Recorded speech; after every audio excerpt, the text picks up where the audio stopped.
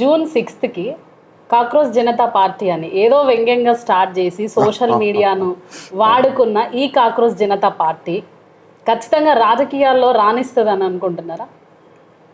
రాణించే అవకాశాలు అయితే ఉన్నాయి. అయితే ఇప్పుడు అభిజిత్ దీప్కే గారు ఆఫ్టర్ ద ర్యాలీ కూడా ఆయన ఏం చెప్పారంటే Delhi Jantar Mantar rally grand success అయింది. తర్వాత ఇప్పుడు నాగ్పూర్లో ప్లాన్ చేస్తున్నారు. అయితే ఆయన అన్నాడు ఇది ఒక విద్యార్థి ఉద్యమము, అధికార సాధన కొరకు అధికార రాజకీయాలు కాదు, విద్యార్థి ఉద్యమం. విద్యార్థులకు అన్యాయం జరుగుతూ ఉంది. కాంపిటేటివ్ ఎగ్జామ్స్ మీరు నిర్వహిస్తున్నారు, దాని క్వశ్చన్ మార్క్ ఏమో ముందే లీక్ చేస్తున్నారు, లీక్ అవుతున్నా మీరు ఆపలేకపోతున్నారు. కష్టపడి చదువుకున్న వాళ్ళ కష్టం అంతా బూడిదలో పోసినట్టు అయిపోతుంది. నిరాశ నిస్పృహలతో అనేక మంది ఆత్మహత్యలు చేసుకుంటున్నారు. విద్యార్థుల భవితవ్యంతో మీరు ఆటలు ఆడుకుంటున్నారు. దీన్ని ఆపాలి అనే సంగతి విద్యార్థి పోరాటంగా ఇది మొదలుపెట్టారు. అంతేగాని ఈ పరిపాలన కరెక్ట్గా లేదు, మేం పరిపాలిస్తాం అనే ఆ నోట్లోకి వాళ్ళు ఇంకా రాలే, ఆ నినాదంలోకి వాళ్ళు ఇంకా రాలే. అక్కడ చూస్తే మొత్తం విద్యార్థులు, నిరుద్యోగులు వాళ్ళే ఎక్కువగా 18 నుంచి 25 లోపల ఉన్నోళ్ళే అక్కడ ఎక్కువ. ఒకవేళ ఇన్ ఫ్యూచర్ లో మీరు సపోర్ట్ చేయాలనుకుంటే వాళ్ళకి ఖచ్చితంగా సపోర్ట్. అసలు ఆల్రెడీ సపోర్ట్ నేను ప్రకటించా కదా, ఆల్రెడీ ప్రకటించా.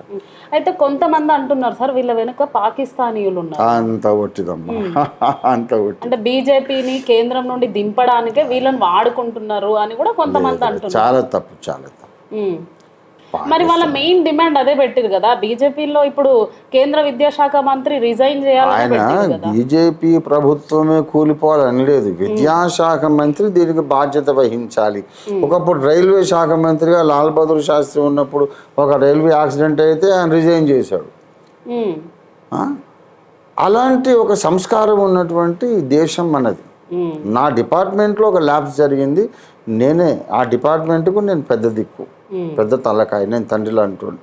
ఇది నా అడ్మినిస్ట్రేషన్లో ల్యాబ్స్, ఇది నేను బాధ్యత వహిస్తున్నా అనేసి వాళ్ళు రిజైన్ చేసేవాళ్ళు. చాలాసార్లు జరిగింది అట్లా, స్వచ్ఛందంగా వాళ్ళే రిజైన్ చేసేవాళ్ళు. మరి అది ఈయన ఎందుకు చేయడం లేదు? ధర్మేంద్ర మన మీ విద్యాశాఖ మంత్రి గారు ఎందుకు చేయటం లేదు? అసలు కిక్కురు మంటల్లో మాట్లాడడం లేదు, పెద్దలు మాట్లాడడం లేదు, ఆయన మాట్లాడడం లేదు. ఇప్పుడు విద్యాశాఖ మంత్రి మీద మనం వ్యతిరేకం కాదు, కానీ ఒక మంచి సాంప్రదాయం, ఒక శాఖలో జరిగే తప్పులకు ఆ శాఖ మంత్రి బాధ్యత వహించాలి అనే సంస్కారవంతమైన ఒక అడ్మినిస్ట్రేషన్ కొరకు పోరాడుతున్నాం. ఇది ఒకటి సందర్భం కాదు కదా, చాలాసార్లు జరిగింది ఇట్లా. పరీక్ష పత్రాలు లీక్ కావడము, తర్వాత సిబిఎస్ఈ దాంట్లో ఎగ్జామ్స్లో కూడా అవకతవకలు, నీట్ ముఖ్యంగా. ఒక పిల్లోడు నేను ఫస్ట్ రావడానికే నేను రాశాను, ప్రతి ప్రశ్నకు ఎక్సలెంట్ జవాబు రాశాను, నాకు ఎందుకు ఇట్లా యావరేజ్ మార్కులు వచ్చినాయని ఆ ప్రశ్న పత్రాలు తెప్పించుకుంటే అసలు ఆ హ్యాండ్ రైటింగ్ వీడిది కానే కాదు.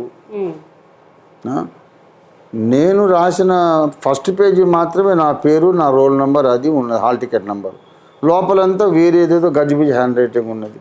ఇట్లా ఎన్ని లక్షల మంది విద్యార్థులకు జరిగిందో, ఎంత అవినీతి జరిగింది. ఎవడైనా డబ్బులు తీసుకొని లంచం తీసుకొని బాగా రాసిన వాళ్ళు పత్రిక వాళ్ళ యొక్క జవాబు ఆన్సర్ షీట్స్ని చదువు రాని వాళ్ళకు పెట్టేసి వాళ్ళకు మార్కులు పాస్ చేయిస్తున్నారేమో. ఏంటి ఇంత పెద్ద కుట్ర జరుగుతూ ఉన్నది? మరి ఇట్లాంటి జరిగినప్పుడు విద్యాశాఖ మంత్రికి బాధ్యత లేదా? మరి దాని విషయంలో పోరాడుతున్నారు. ఒక విద్యాశాఖ మంత్రి వరకే, వాళ్ళు స్టూడెంట్స్ కనుక అంతవరకే ఉంది, కానీ అధికారం సాధిస్తే మేము మంచిగా చేస్తామని వాడు అనడం లేదు.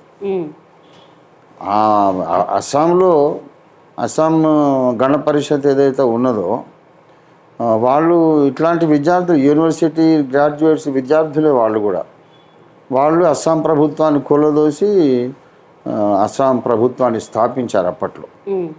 అస్సాం గణ పరిషత్ కూడా ఇట్లా విద్యార్థి మూమెంటే ప్రారంభమై రాష్ట్ర ప్రభుత్వం స్థాపించింది.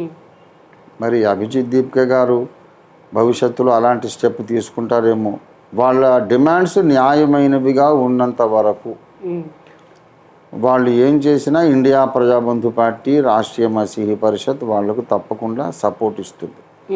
ఇన్ ఎవ్రీ వే పాసిబుల్, సాధ్యమైనన్ని విధాలుగా వాళ్ళకి సపోర్ట్ ఇస్తాం.